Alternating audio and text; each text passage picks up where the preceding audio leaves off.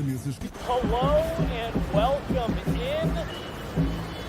Please do not leave your luggage unattended on the station.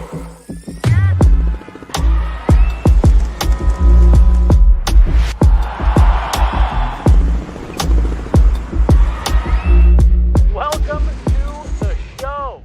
Welcome to Where the Harrises, where you get the best football knowledge and conversation. We have current NFL player Shelby Harris, as well as Super Bowl champion, perennial Pro Bowler Chris Harris Jr., and myself, Ryan Harris, Super Bowl champion, alongside my brother Chris Harris Jr. Well, fellas, for first down this week, let's talk injuries. We got Joe Burrow, J.J. McCarthy going down, Brock Purdy. What do you make of the injuries at the quarterback position in week 2?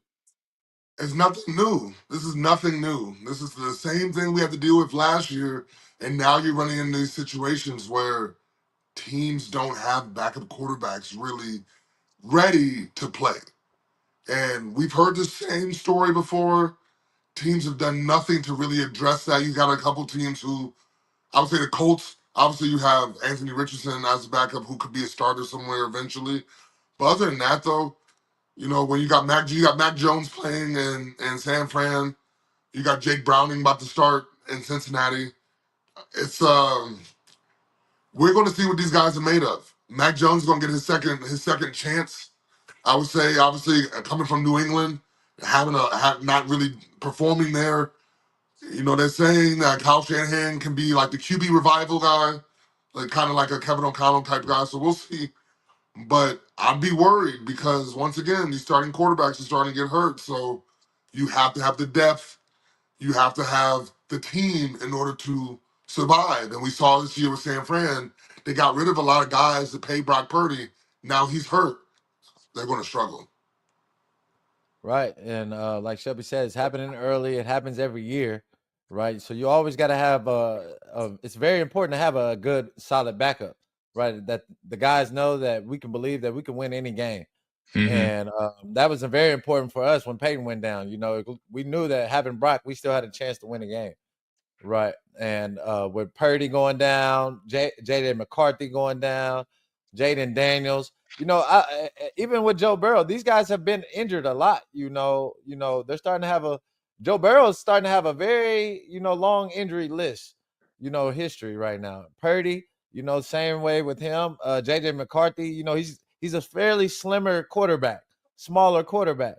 Jaden Daniels is a smaller quarterback, right? So we can see those injuries kind of happen to those guys, as they play in the NFL. We know how it can be very physical and drain on the body. So definitely better have a backup quarterback, 2 or 3, that you can count on and everybody that can believe in. And we're seeing how important it is right now. Hey, Chris, Well, my question to you is the Joe Burrow injury, is that more of the O-line with the lack of O-line? Because he had the torn ACL. He has this injury now. Can we start saying that, okay, you invested in your receivers? Was that the wrong move? Do they need to invest in that O-line? Because he's getting he's getting hit too much? Or is it just fluke injuries that are happening to Joe Burrow? No, I think it's just it's a lot of wear and tear into it. Like he scrambles a lot, he runs around a lot, he makes plays with his legs, he takes a lot of hits. He's a bigger quarterback, so they're not going to give him the flag easy like a lot of these quarterbacks that are afraid. It takes a lot to bring down a Joe Burrow, right? He's a big guy, so I think it's the wear and tear included with the O-line, Shelby. Like they've never invested in that O-line. Can you tell me a top pick on their O-line? I can't tell you. So they definitely need to invest in that defense too. So they got a lot of issues over there in Cincinnati, and you just see the wear and tear going down on Burrow. Well, I think the Joe Burrow injury is the injury with the most impact. I had a turf toe ligament tear. I know they said he's just strained it. He has some ligament damage. But what that means is that the tendon underneath your toe has either torn or completely or partially torn. And they're saying he's out 3 months. But I'll tell you, I had 10 different surgeries in my 10-year NFL career.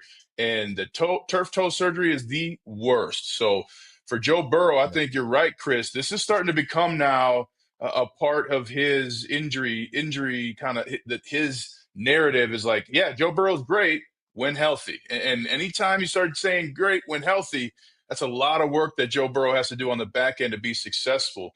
And hopefully Browning can get it done for them. I mean, he's got Jamar Chase, he's got the best receiving core, but it's fascinating to me how many teams pass on strengthening their offensive line. And that may not prevent an injury, but it is something you need to keep your quarterback upright. And unfortunately for the Bengals now, it's a long road to the playoffs without Joe Burrow. Man, I would just say this one thing, I guess, about Joe Burrow and the lack of O-line.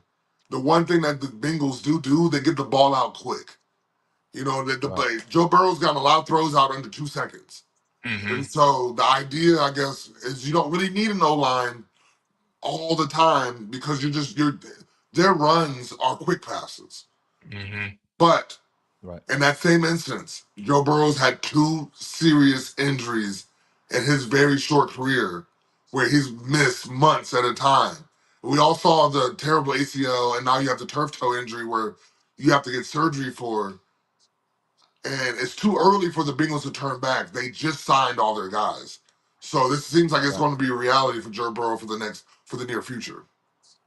And just a last thing on this, if you think about it, the elite quarterbacks, they rarely get injured. Right? Mahomes been available, Josh Allen's been available, Lamar Jackson's been available. You know, even Peyton Manning. You know, Tom Brady. Mainly the go-to guys are usually going to show up and be there, right? And Joe Burrow, you know, even though we want to place him in that elite status, you know, this guy's missed a lot of football. And it's going to affect him too. I mean, I know he likes fashion, and hey, each of us are personalities. We got things we like, but Yeah. people are going to say, should you be spending time going to Italy and fashion shows, or should you be spending time on your body? Because to your point, Chris, with the best quarterbacks I played with, they worked on their body care more than anybody on the team. Whether it was icing the shoulder, getting in the hot tub. I mean, all of us can remember Peyton Manning, in the hot tub watching film. I mean, that's something that Yeah. he did, but he was in there taking care of his body. And especially young quarterbacks, it's easy with big money to think that you just got to take care of your arm. No, you got to take care of the whole corporation, Mm-hmm. and that is your body in football. Well, boys, let's go to second down. We got some high-scoring offenses in the Ravens. 2 weeks where they score 40 points or more. And then you got the Broncos at you not getting past the Colts. Where do you guys want to start? Well, thanks, Ryan. I appreciate you for bringing up bad memories. Man, but we got to start with that Ravens offense, man. You know, the key about it is to stop Derrick Henry. And the idea is if you can stop the run game, you can shut them down. Well, we saw when they played us, the Cleveland Browns, that was false. Lamar Jackson has an arm. You know what I mean? He Yeah. is a quarterback. He can throw that thing. We know that. And so Lamar Jackson definitely put that game on his back and said, I'm going to win this game for us because we did everything we can to stop Derrick Henry. We held them to 20 yards. You know what I mean? Like, we held them Yeah. 20 yards. They averaged 2 yards a carry. But when your quarterback has 4 touchdown passes and no interceptions, that is your downfall. The downfall right now for the Cleveland Browns defense is we gotta get turnovers. You can shut them down as much as you want to, but when the other team is forcing turnovers, you gotta force turnovers or you're not going to win the game. And so that Baltimore Ravens defense was causing havoc. They weren't letting us run the ball. They weren't let they it was all short passes from us, and they were causing turnovers. And that's the equation though. You know what I mean? You block a punt, you're guaranteed to almost win 75%. Like 75% of games, you're gonna win. You know what I mean? You have a fumble return for a touchdown. You're going to win that. And that's what the Ravens were doing. And they went out there and they played sound football, and they beat the shit out of us. Mm, So, but like at the end of the day, the best part about the NFL though is you have the next week, and Right. and I'm excited to see how the guys respond for this next week. But the Ravens got the best of us last week, and that offense you can see even against good defenses. And so that whole argument about Derrick Henry and if you got to stop the run, the game's over. No, we they show that they have the talent on the outside. DeAndre Hopkins making plays, you know what I mean? Like, and that's the thing. They went and grabbed DeAndre Hopkins, a guy who was written off a lot by the league. Oh, hmm he's slow now. You know what I mean? He just has great hands. You taking my Man, point. I'm just saying, like, I'm like, man, they going out there, people going to Baltimore and finding their careers again. Jair Alexander's over there. You know what I mean? Like, they are going and getting guys that want to play for the Ravens. They're Hmm. going to go Yeah, get guys, and that Ravens team is going to be scary for a while. And you know, they just showed even if you stop the run, you got to go out there and stop Lamar Jackson too. right. Holding the Ravens to 45 yards and losing that bad, that definitely has to be frustrating. Right. But when you see Lamar Jackson damn near, perfect in the pocket, 4 touchdowns, DeAndre Hopkins coming up with 2 big touchdowns. Just, every time I see Greg Newsome up there, he was a highly rated guy coming out, but he hasn't lived up to his potential at all.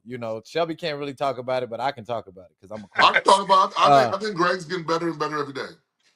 yeah, he's getting better, but that his talent level where he should be at should be he should be a lot further than where he's at. Especially coming in as a high draft pick like he was, right? When you play against Denzel Ward, you're going to get action, right? Because Mm. we see how phenomenal Denzel Ward is every week. I mean, this guy's feet work and fundamentals is phenomenal, right? But the Ravens offense, they showed another way they can win going against a rival team, not being able to run the football, having to throw the ball in the air. A couple years ago, we would say the Ravens would probably lose this game, right? But Lamar Jackson, like Shelby said, he's got some nice weapons that he's getting confident in, and he knows Hopkins going to catch the ball, Mm. right? When you have that confidence that he's going to catch it, right? Mark Andrews, he had that same confidence with him, right? But that kind of dropped right now, right? He don't have that same trust with Mark Andrews. But I guarantee you now, with Hopkins now, he's feeling great back there every week, knowing that he has a guy that down the field, this guy can go out and pluck it one hand, make the tough, difficult catches. And that right there is a security blanket for every quarterback in the league when you have one of those guys. So, man, the Ravens, even though they didn't play the Raven style offense that you'd like to see, winning that way versus the Browns is still impressive. But you got to think about it too. Isaiah Likely didn't play. Patrick Ricard didn't play. And so Isaiah Likely, obviously, we talk about how Mark Andrews was one of his favorite targets and is not anymore. Like, you know, the ball's getting distributed around. One of his favorite targets didn't even play. So Mm. that talks about how dangerous this Baltimore Ravens offense can be. But also in that same instance, though, man, for them to even be doing all this stuff right now with the injuries they have, like, give them a couple months, they're gonna be scary to deal with. But Yeah, that's the NFL, man. Like that's the NFL. One person goes down, so that's an opportunity for somebody else to step up.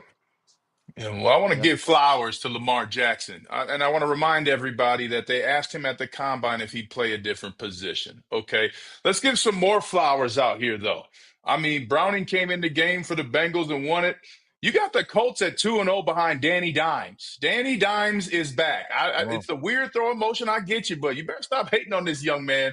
All he's doing is winning. First quarterback for the Colts to have 300 plus yards passing and a rushing and passing touchdown since Andrew Luck. Okay, so Danny Dimes is putting it together. So we got to give some flowers where their flowers are due. When we talk about the Denver Broncos, one of the big things to me as a professional in the NFL is, did you learn from your mistakes? Because if you have to learn the same lesson twice, it's more painful. It's exponentially more painful. And so what happened with the Broncos on the last play of the game? They committed a penalty on a field goal kick that went wide. You would have won the game, but you didn't have your field goal details defensively down to where everybody executed that play. Now, last year, they lost on offense because they didn't block against the Kansas City Chiefs on the final play of the game. So for me, you went against a good team and you went against a talent. And I think Shane Steichen's a heck of a play caller now. But the Yeah, Broncos, the loss is on the Broncos players' attention to detail. And the coaches have a role in it, reminding players. But you have to focus for the full 4 quarters and possibly into overtime. Shout out to Dak Prescott. Give him some flour too, Chris. You know what I'm yeah, saying? But you got to be able it's the most frustrating thing if you have a mental error like that. The Broncos lost because of a mental error. Yes, there were some other things, but they ran the ball good. They were able to do some things offensively they really hadn't done. Bo Nix looked like he was his comfortable and future self in this offense. But you got to pay attention to the details, and you get no remorse from me on the final play of the game having a mental lapse.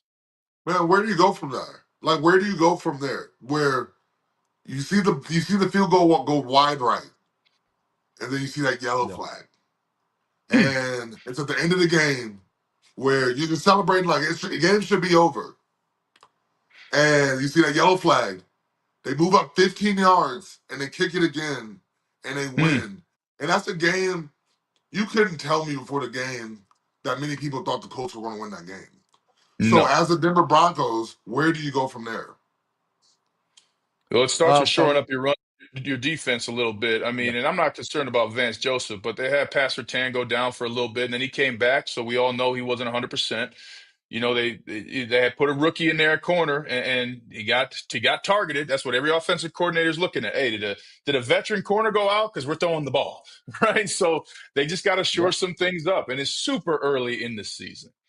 I need my clip from last week because I told y'all to pump the brakes a little bit.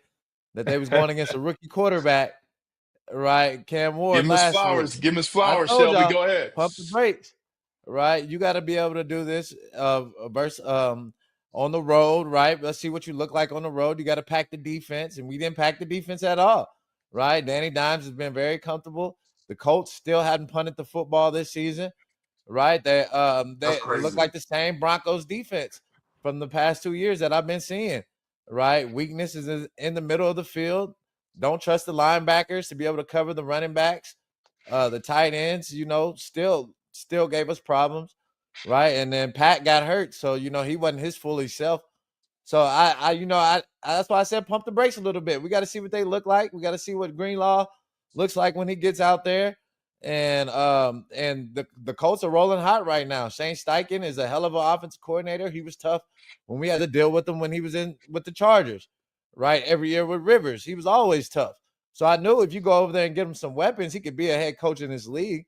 And you finally get a guy that's can run the offense, solid for him, and you see what he's doing. So the Colts are definitely going to be a slept-on team throughout the year, and I think they can win that division. The Texans didn't look so hot. The Jaguars, Mm-hmm. you see what they look like. So I think the Titans are where they're at. So I think the Colts are a real threat this year to make the playoffs. Man, I think any team that has a QB battle, you don't really expect much from them. And I think that's just a natural nature of training camp stuff. When you're going through and you're talking about who's going to be the starting quarterback here, is it going to be, is it going to be Anthony Richardson? Is it going to be Daniel Jones? Automatically, when you're hearing that, you're like, all right, they don't expect much from the Colts. Well, tough news, Denver. Man, the Colts came ready to play. The Colts offense has Yeah. been something that we haven't seen anything like this. Mm-mm. They score. They Yeah. score on every possession. They score on every possession. You know what I mean? Like Right. it's crazy. So now we have this surprise team in the Colts who nobody expected this from. But man, now I know they got the Broncos' attention now. So the Oh, Broncos yeah. are going to have to wake up, and this is normal. It happens though. Sometimes you don't pack everything you need to when you go on the road, especially on a game where you already think it's won. Well, I'm not saying the Broncos thought it was won, but everybody on the outside thought it was. Mm-hmm. Yeah. So once again, though, the Broncos are going to have to go look at themselves and re-humble themselves and go back out there next week ready to play. They got the Chargers, so it's going to be a big one. Divisional game. The Chargers are looking to go up because they beat the Chargers already beat the Chiefs and the Raiders, right? Mm-hmm. Mm-hmm. They up 4, really, when you look at it, right? Yep. They got a chance to, really spread away from the AFC West with the Chiefs 0-2. The Raiders going what they're doing and the Broncos getting upset. This is a huge game for the Chargers to spread out and really take hold of this division, right? We're talking about the Chiefs that won it how many years in a row? 9 I think it's times? 9. Yeah, 9 Yeah, Ooh. that's times. ridiculous. So I'm just hoping that somebody, was able to end that streak this year. Well, speaking of big things happening, who wants to take the Tom Brady news? Man, I'll take the news, man, because it doesn't make much sense. you know, I get it. I like last year when Tom Brady got, he became a broadcaster, and they were like, all right, you really can't do anything. You can't go to any of these meetings. You can't do any of this stuff, right? Well, the issue is Tom Brady wasn't very good that first year. So that's the issue. They're blaming that on why Tom Brady wasn't very good. And they're trying to be like, well, if he is involved again, well, then maybe he'll be better in the booth. And, because and also you sat Greg Olson, who was doing great. Great. Greg You Olson's sat a Greg. great You automatically broadcaster. moved him to the number two Yeah. broadcast team because Tom Brady was coming, and Tom Brady flopped that first year, and Greg Olson was amazing. So you already had Yeah. questions off that. So this is them trying to right their wrongs and trying to make them not, trying to make it seem like, it wasn't as big of a mistake to hire Brady as it was because Greg Olson has a chance, and I'm still saying this, has a chance to probably be one of the best broadcasters in the game. And Yeah. what they did to him, I wouldn't be surprised if he ends up leaving and going to a different, might go to CBS or something like that to end up working because he has the talent to be on the number one broadcast team. And Yeah. what Brady did that first year really sucked. So with them allowing Brady to be in the coach's booth and to go around, and it doesn't make much sense. One, because is it fair? No. Exactly. Thank you. It's not No. fair. It's not fair. He's part owner of the Las Vegas Raiders. Any extra input or any extra knowledge that he gets, you don't think he's going to use it? Well, we do know, and that's my thing. And for those who don't know, Tom Brady's both a part owner of the Raiders and a broadcaster. And what part of you do as a broadcaster is you go and talk to teams, but you also see the games. And you're talking about Tom Brady, who had Deflategate, right? Has been found to try and find advantages where you should not under the law of the game. And now we're going to trust this Hall of Fame player. There's nothing against the player. Hey, I love it. And as an individual, let him. Hey, I'm glad he's putting this pressure on the NFL. It's good to have a former player as a part owner, and it's great to have that Hall of Fame expertise in the booth. But if you don't think that they're able to communicate, you're not paying attention. I mean, this is something where I don't think Tom Brady has earned the trust off the field to not cross the line. And it's just too close for him to make an input that's going to help. Now, at the same time, the Raiders got some problems. Okay. Geno Smith is still Geno Smith. And so it might not, Yeah. no matter how much help Tom Brady can bring, it might not be any effect. But to think that a part owner who's going to see a future opponent isn't going to pass on any information with their expertise, I mean, that's just silly. Yeah, I think it does kind of affect him in the booth because being able to go there and see the practices, that's a lot. That's a major insight to be able to go in the building, see how everybody's gelling. Just seeing how everybody, how everybody walks in What that one receivers little talking meeting. to the quarterback? Man, Yeah, that's yeah, Yeah, all that's of 10 that. minutes of talking points. I'm not yeah, gonna lie, yeah, like Easy. if you think about it, that's 10 minutes of talking points and during the broadcast. Oh, in practice right, they were doing this. The coaches were talking about this. Brady doesn't get none of that. Yeah. right. So you're handicapping yourself even in the booth. So I think it's a touchy situation because you're playing both sides of the field, right? I don't think the NFL has ever gotten in a situation like this before. But if I'm Brady, I would rather be on the NFL side of coaching or helping out the Raiders than being in the booth if I would have to choose one. But we'll see. He got a big contract and he probably don't want to get out of that. Man, you know Right. that. Mm-mm. You know 300 mil. that, man. The 300 You know what I'm money's mil. talking too about? nice for him to Yeah. quit right now. So he kind of has to work through that right now. But if I'm him, I'm like, I'm the majority owner with the Raiders. Why do I even need to do commentating?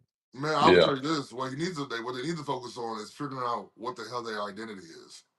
That's what Yeah. the Raiders need to figure out because every game this season they've gone out and tried to do two different things and we don't know what the hell they're really doing. Not You know what I Well, mean? convinced Are the you a boss. real run first team yeah. or are you going to sit there and throw the ball 40 times with Geno? You know what I mean? Mhm. Like, what is your identity? And I think that's the common theme around the league right now with teams that are struggling right now. It is what is your identity? What do you do? If a team asked you if someone asked you about the Ravens, you know exactly what their offensive identity is. They're going to try to run the ball, and then they got weapons on the outside. But I can tell you exactly what runs they want to run. But a lot of these other teams, though, the issue is what is your identity? And I think that is what gets lost in the league nowadays. Is it's not Madden. You don't just be calling plays out of here and there. Like you got to set stuff up. And what I'm seeing though a lot around the league is teams just with no identity. Mm, I Well, we agree. got about 30 seconds left here, boys. So, of the 2-0 teams that we got, who surprises you between the 2-0 Bills, Bengals, Colts, Chargers, Bucks, Cards, and Rams? My two teams I had the 49ers, right? I don't know why they weren't on that list. They're 2-0, right? With Rob Saleh, the way he's playing defensively, coaching the defense, and Mac Jones, the way he lit up the Saints. I'm surprised they were able to come out there and start the season 2-0. Another team I had was the Colts. Seeing them offensively, they haven't punted the ball, like I said. Shane Steichen has those guys rolling. And they got a lot of energy going on up there. So the Colts and the 49ers right now are the two surprise teams for me. Well, For my me, new it's the Cardinals, man. It's surprising that they came out the gate, man, but get I off don't my head, believe it, Ryan. boys. I don't believe it. Man, that Cardinals team, man, they went out there and they invested a lot in that defense. And Right. and they went out there and they really are balling out on that. I like the way they're moving. Jonathan Gannon has that defense really playing well together right now. And if you would have told me in the beginning of the season the Colts would be 2-0, I would have been surprised, man. And same thing with the Right. Bengals right now, being 2-0, but just being 2-0 after losing and being really winning that game after losing Burrow. So that's the team where I'm very interested to see where the Bengals go from here. Because I don't think Jake Browning's a bum at all. I think he's going to be No, he's not somebody a bum. I think he's going to be somebody that's going to get them some wins and actually keep them in the playoff race. No, he's not a bum at all. He's a serviceable backup that you can see that understands the system, that's been there for a while. But he's they're in a tough division, right? They got to deal with the Browns, they got to deal with the Ravens, and it's tough for a backup to go and defeat those teams in that division. So it's gonna be hard. Who do you see that's a surprise 0-2 team right now for you? I would have to say the Cleveland Browns. Right. I'm saying the Cleveland Browns because we there's no way you would tell us that our rush defense would be playing this well and we'd be 0-2. Like I said Right. before, if you would have told me, in the beginning of the season that we held Derrick Henry and Lamar Jackson under 50 yards rushing, I would assume we won the game. And so that's where I'm struggling with as a player myself. And that's where you got to figure out, I guess, what you can do better. Because we're obviously stopping running, so we got to do other stuff too to help each other out. But Yeah. man, that one's tough. But I guess if we're not counting the team myself, I got to go with the Chiefs. 0-2 Yeah. Chiefs. Haven't said that in a long time. Haven't said that in a Right. long time. I don't think you've ever associated that with Patrick Mahomes. And so, and the crazy part about it, I don't think anyone looks at them as a real 0-2 team. Everyone still knows that's Right. Patrick Mahomes back there, and they can win every game they go out there and play. And so, I guess my surprise 0-2 team would be the Chiefs. Yeah. I mean, that was mine. Andy Reid era, they always started out fast. Even with Hmm. Mahomes, they always come out fast and guns blazing. But the offense isn't well-oiled machine right now. Mahomes has led them in rushing the past 2 weeks. That's never a good thing as a quarterback. There's no receiver out there that scares anybody on defense. I wouldn't be scared of any of those guys running past me. So I'd be very aggressive going against the Chiefs. Kelsey, your past number one receiver, is not a number one guy anymore. So they're a team that you can see why they're 0-2, but it's just surprising with Andy Reid. He's usually always started out blazing. But it's one team, man. I'm just surprised how bad they are. And that's the Dolphins. The way Tua's looking, the way the offense has no No chemistry rhythm. at No all. They rhythm have at all. each other. They might as well fire Mike McDonald or McDaniels, now, just because that team is definitely gone. So that would be one of my just teams that's surprised how bad they look. You know. Man, the Dolphins, they just don't really look like they know what they're really doing. But once again, and this is where, this is where the coaches are going to make their money. It's only 2 games in. You know what I mean? It's Right. only 2 games in. What is your, like, Chris, what would be, okay, if you were 0-2 team, what would be your message to your team right now? If you were Mike McDaniel, what would be your message to your team right now Yeah. to try to get them out of this 0-2 funk?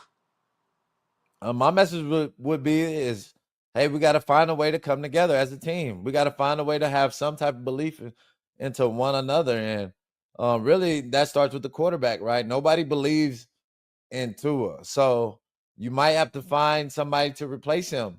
Might put in Quinn Ewers, try to bring a spark off the bench, with a guy that at least they might want to try to build some chemistry with, because right now when they look at Tua, when I look at Tyreek Hill, he looks frustrated, right? That he's ready. He doesn't believe in this guy at all. So as a head coach, you got to try to find ways to try to bring the team together, give them some life, some energy.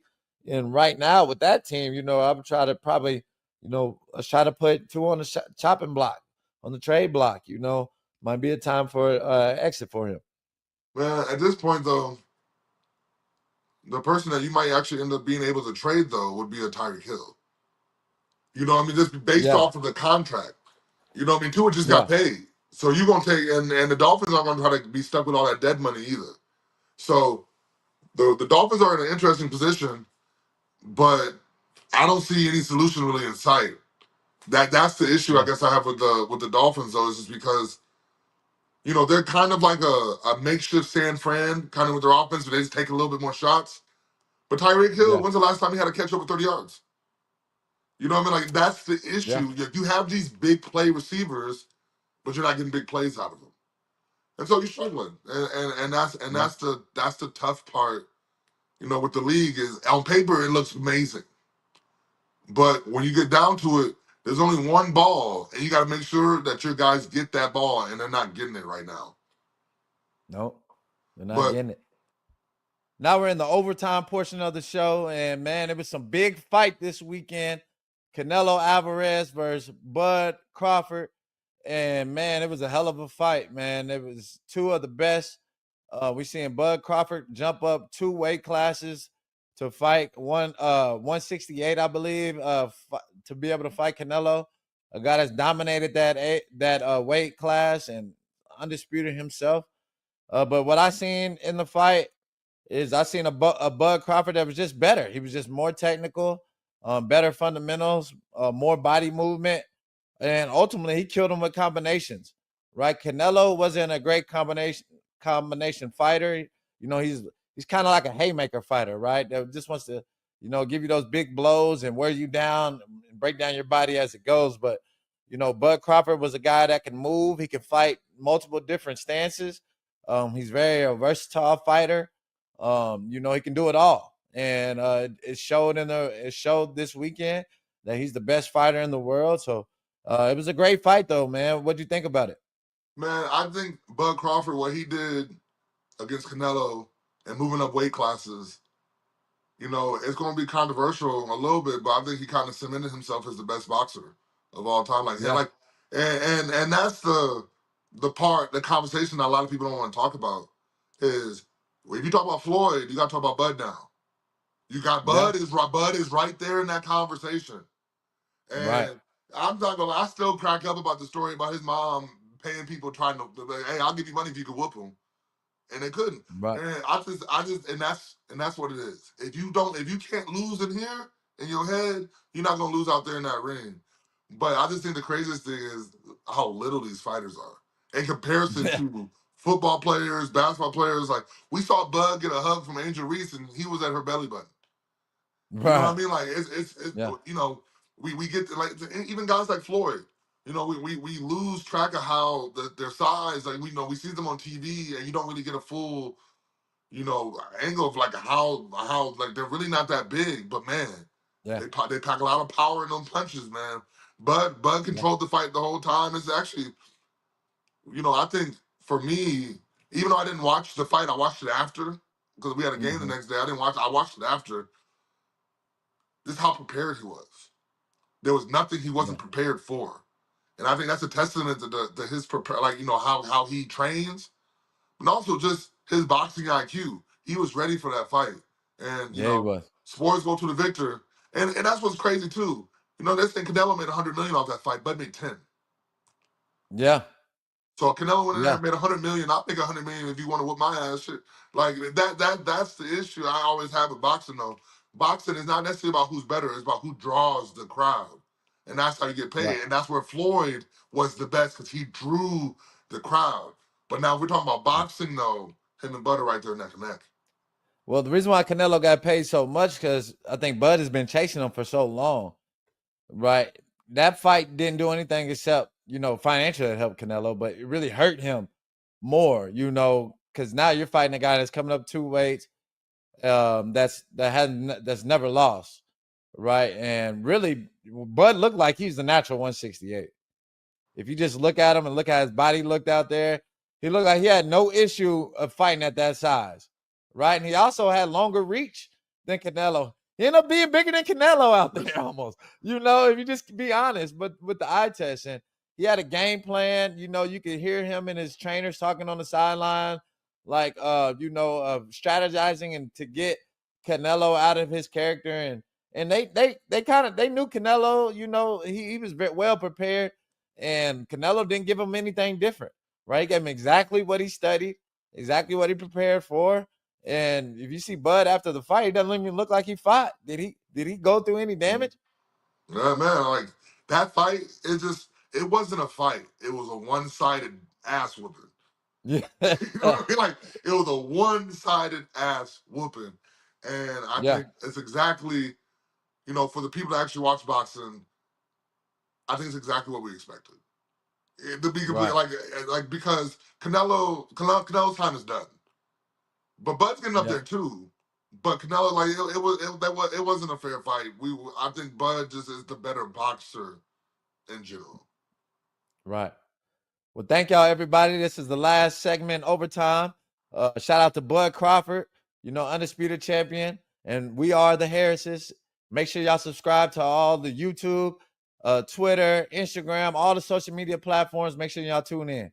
Indy, that's what a 60-yard field goal looks like to win the game.